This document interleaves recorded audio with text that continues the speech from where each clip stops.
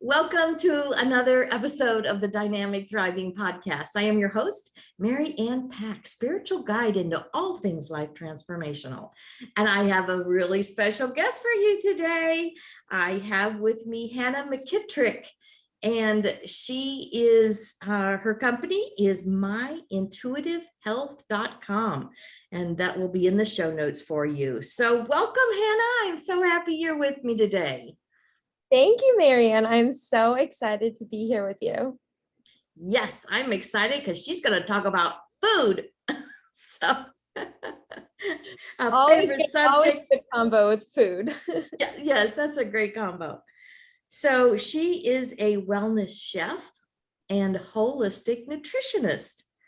So she's going to talk to us. Our topic today is become your own wellness chef. So something I definitely need. So I'm hoping that some of you in the audience, it will resonate with you and maybe inspire you, because she's got something special coming up at the end of the show. So stick around for that. So who is Hannah and what good do you bring into the world? Well, what a question that is. That's right. We'll start with the hard one. Of course. So my name is Hannah, and long story short, I make healthy cooking fun. So not only fun, but I really focus on bringing entertainment into the kitchen so that you feel like you're the next Iron Chef of America. It's how you should feel, whether you're, dressing a salad or sauteing some shrimp. I pump in the confidence so that you can really embody the chef within you. And, I was thinking about this earlier because I've listened to many of your podcasts and I love your show. And I know this is one of the questions and I'm like, gosh, who am I? And something that came to me in the middle of the night, as it always does, is that I am an optimizer. That is like one of my number one personality traits. I love to optimize things. And so specifically with food and with health and cooking, I like to optimize it. And to me, that means making it fun. And to make cooking fun, I think it has to be easy for your mind, right? So that you actually want to do it. And I think it has to be healthy for your body so that you feel physically good. And then it has to be enjoyable on a soul level. So by that, I mean the actual process is enjoyable and the flavor at the end of the finished product is enjoyable, because that makes my soul sing, and when you get that sear on a shrimp, it's like, oh yeah, nothing better. I love it. I love that you're enthusiastic, because I am not a lover of cooking. I'm a very good cook, but it's just not my thing. So I'm going to have to get some instruction from you as how to plug that fun into it and make it enjoyable for me instead of something I actually dread. So I'm sure you come up with that sometimes with clients coming into your program. Oh, so, I definitely do. I imagine. I will be the problem child in your program. Yes. Why you agreed to that awful readily. Well, Marianne, you're not the first person, I have to say, that I've come across that says I dread dinner. I don't want to cook. And it's like they'll be like, I would never enjoy cooking, and I'm like, okay, just try a class, just one class, and then we'll see. Yeah. Good. I'm glad I would be that my star client. The kind of client who would come in kicking and screaming almost. Totally. So what problem do you help your clients solve besides the one we just talked about? What kind of transformation do they get when they work with you? Yeah, so that's a really good question. And a lot of the things that people say when they're coming to me, when they find me, they'll be like, as you said, I hate thinking of what's for dinner. Even thinking about it gives me anxiety, is what they'll say. Or I don't want to cook, but I also want to stop ordering takeout. So how does that work? Or another one is, I want to eat healthy and I want to feel strong, but I find myself slipping into a restricted diet mindset and kind of can't balance the all or nothing. Yeah. So those are the main things that people come to me with. Super common. And by the end of the program, I have to say they actually enjoy cooking, which sounds like a stretch, but it's true. And not only that, but they're easily and intuitively able to integrate healthy foods into their lifestyle that nourish their bodies, but also don't make them feel like, oh gosh, like I'm not allowed to eat pizza at my kid's birthday party, because spoiler, you are allowed to. So the transformation is just really kind of embodying that their own version of nutrition and cooking that really suits them on all levels. Yeah, I like that you talked about it not being restrictive, and it's intuitive, because even when I do cook, which is pretty much all the time, but still, I I just kind of, I'm one of those cooks that throw stuff together. I'm not a measurer. Oh, that looks like that'd probably go pretty good in there. Let's throw some of that. Let's chop that up. So I'm definitely and I don't have too many complaints around the dinner table. That's for sure. Yeah, Marianne, no, I love that you said that. And actually, one of my clients recently was like, I find myself going to the grocery store and I actually feel like confident, like just loading up the veggies into my cart and knowing that they'll be able to intuitively make it taste good, right? Because it's like, once you get a feel for it, it's not rocket science. It's just is like, just like put a little salt and pepper on it and it might make a world of difference. That's right. That's right. My friend is salt and pepper and onions for some reason. So, so what makes your approach different? I know there are chefs out there who teach classes, and but what makes it Hannah-ish? Sure. So I'll tell you, I don't know why this just came to mind, but I'll tell you what I don't do. And it'll give you a good idea of what I do. So, I'm a nutritionist, but I'm not someone who will sit there and tell you about macros, tell you about proportions, tell you about measuring, have you track like this amount and this amount. That it doesn't feel intuitive to me. No. So that's what I don't do. And what I do is I make it really fun and I make it really flexible while still creating a permanent shift and foundation of intuitive health. So I say permanent because the way that we do it, because I make it fun and because I allow the flexibility, it creates a sustainable shift. And I think that's really important when it comes to health and your nutrition and diet, and honestly, anything you're doing. If it's not fun, why do it? So that's one of the things that I think really helps to integrate it into someone's lifestyle. The other thing that's coming to me is that I mentioned that I don't measure things, I don't track things. So you might be thinking, well, Hannah, how are you gonna get me to eat healthy? And so what I do is I simplify nutrition into two aspects, really. I've studied nutrition, I've embodied it myself, and the two things that it boils down to for me are vegetables, easy, simple, not complicated.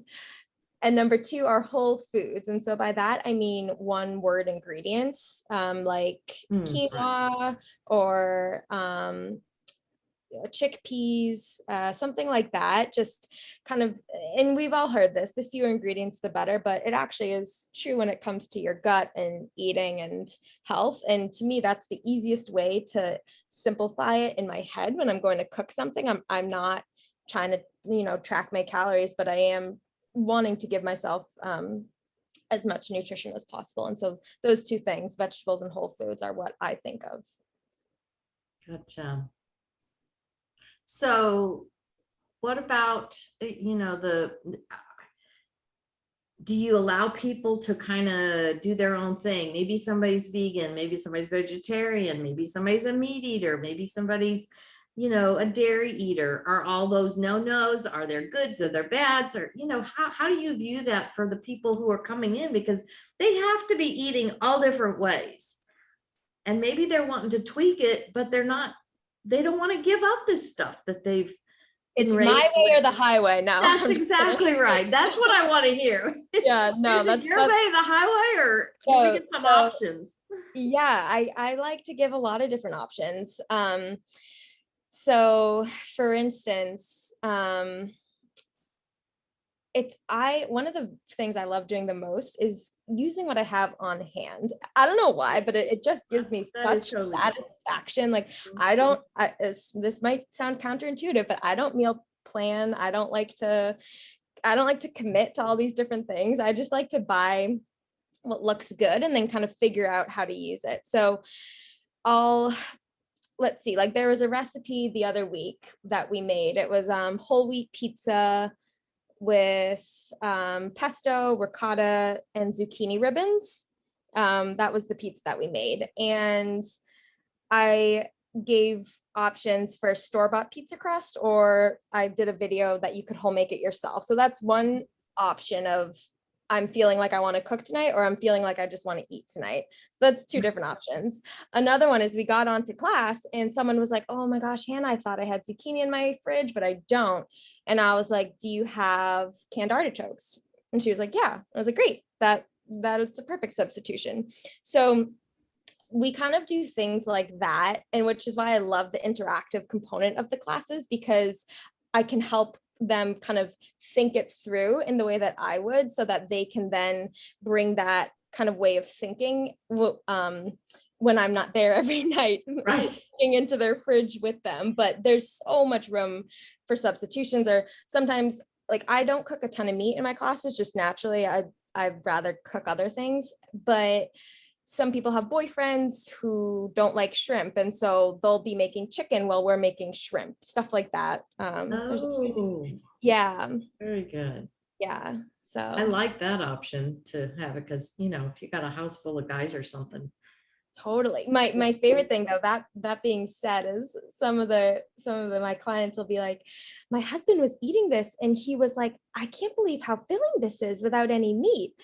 And I'm like, yeah, like that, it's true. Because, the way that we bulk it up, it's quite satiating. Wow. How awesome. So I always say our mess is our message. So what was the mess behind why you do what you do? Because there's always a story, and I love stories. So you have to tell me a story. How did you get to be this a wellness chef and holistic nutritionist? I'm supposed to pick just one of my messes. Yeah, I know. We have some. Let me get the index card file out. I was hoping you could help me unpack a few things that I've been harboring. No, I'm just kidding. So let's think. I'm gonna give you two messes. Okay. Oh. So yeah, little two stories for the price of one. Yeah. I could give you a lot, but we'll stick with two. So I don't know if you knew this or if we talked about it before, but I actually have Crohn's disease, which is inflammation of the gut. So I was diagnosed with that when I was 12, and I didn't really have much concept of nutrition or vegetables or anything like that. And so I went on my merry way and was taking the drugs and stuff. And then after my freshman year of college, I had a really, really bad flare up. And I was in the hospital for quite some time, and the doctors were threatening surgery, which can get very complicated with the intestines and all that stuff. And so finally that threat was big enough to warrant a diet change for me. And I've always been a foodie. I'm sure you can kind of gather that, but I've always been a foodie. And so I wasn't really keen on changing my diet, but that to me, it was like, okay, it's my time. I'll do the thing. Sure.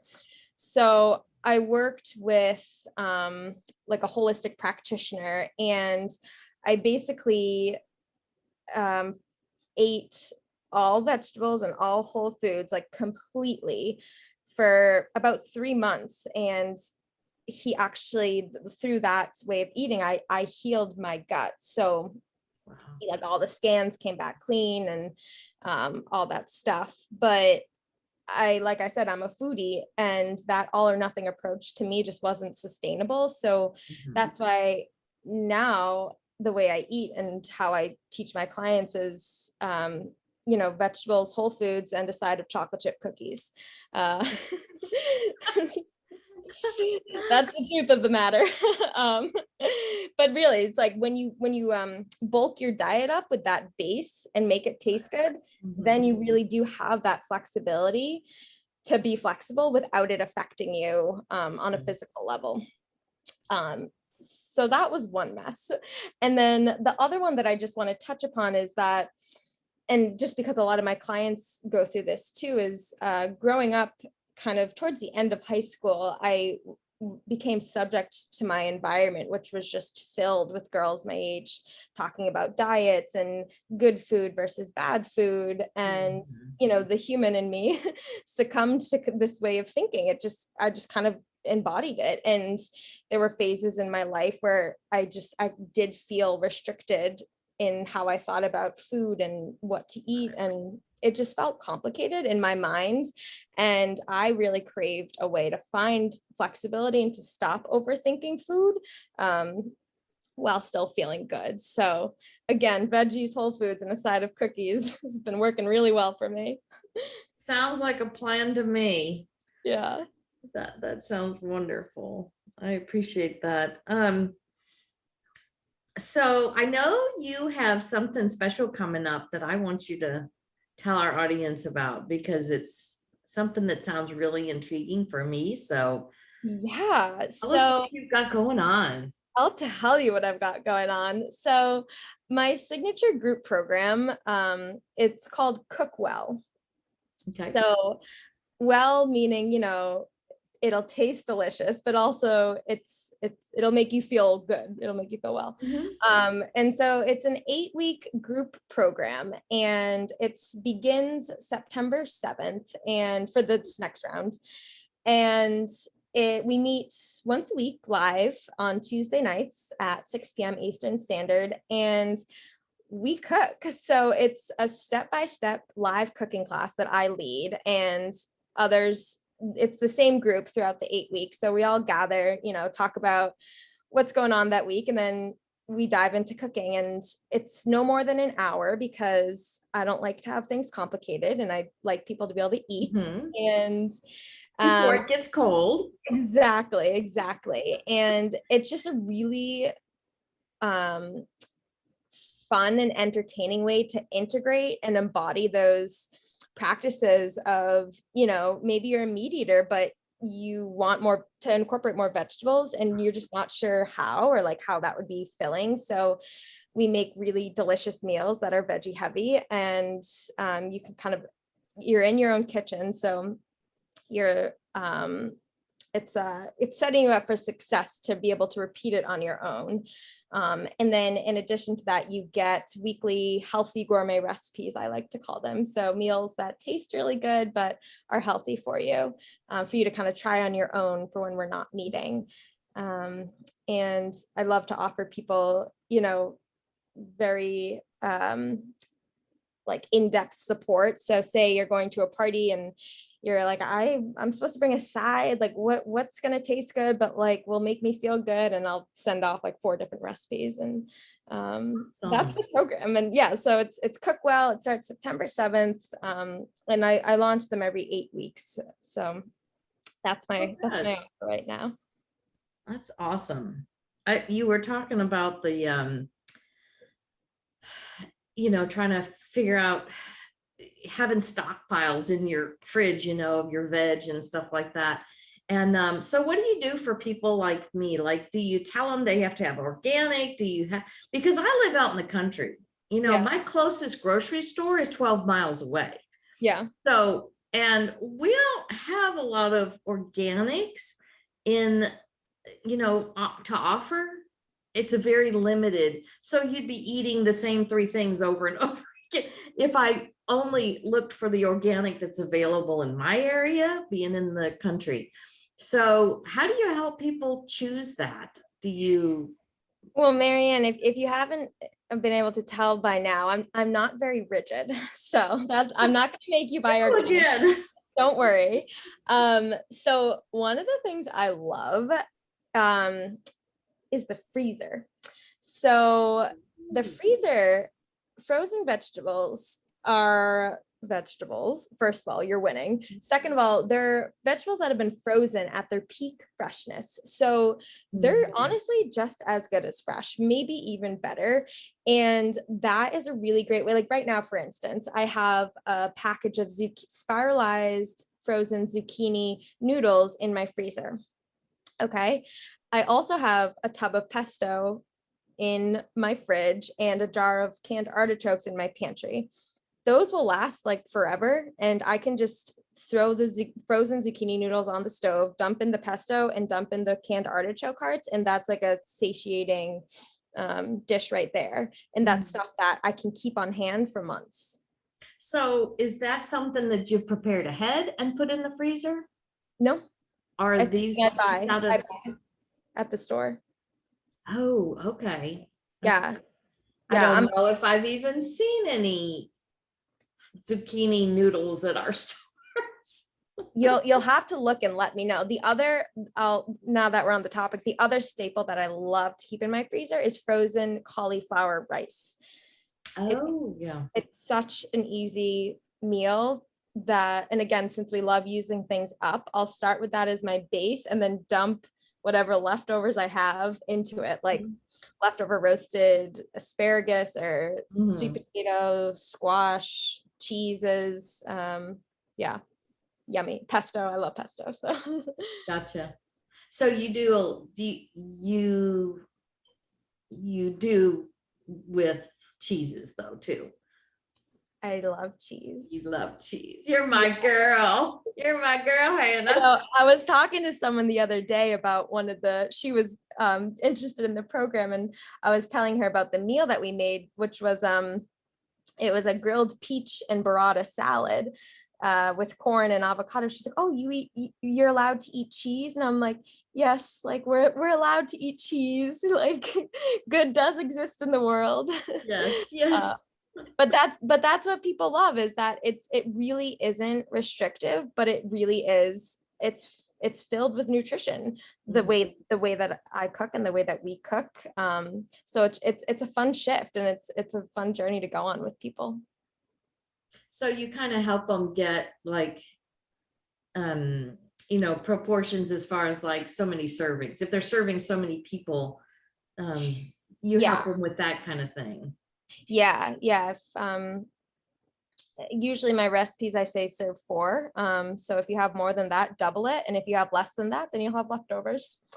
Yeah, I love leftovers. I do too. So how do families do this, like with their kids? What if they're just starting to introduce this kind? Because I know a young lady that talked to me the other day, and she was like, she's trying to eat this certain way and be more mindful of her veggies and that kind of thing. And it's just thrown a wrench in the works for the family, because they are just kicking and screaming, no, we don't want to eat that. Okay, well, 2 things, Marianne. 1, I make my veggies taste good. Okay, there's no steamed broccoli anywhere in sight. Okay, so I like steamed broccoli. But you're good. You don't need me to teach you how to do that.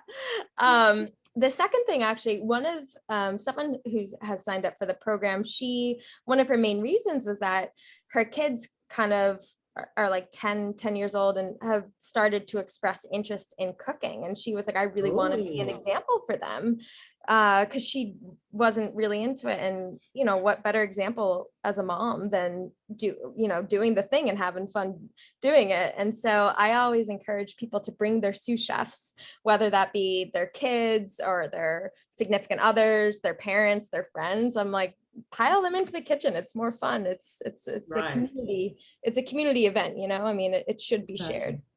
So so many times, I mean, the kitchen is, when you have company, it just seems like I all gather in the kitchen and are all standing around talking and laughing and having a great time. So that is the fun part of entertaining. That's for sure.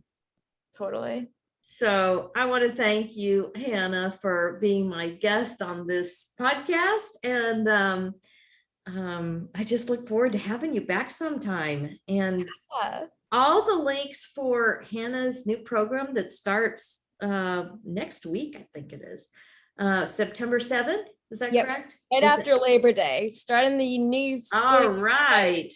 Let us get past the holiday. Yeah. So eat all the junk you need over the holiday because class is going to start. Yeah. So the Cookwell program is at myintuitivehealth.com/cookwell. And that will be in the show notes for you. But I just wanted to give that to you. And I want to thank everybody for listening to Hannah and my conversation about learning how to be your own wellness chef and getting in there and tearing it up in the kitchen and having fun. So be sure to like, comment, and subscribe to this podcast because it really helps my work go into the world and spread more joy, because as a joy advocate, I love sprinkling that stuff everywhere.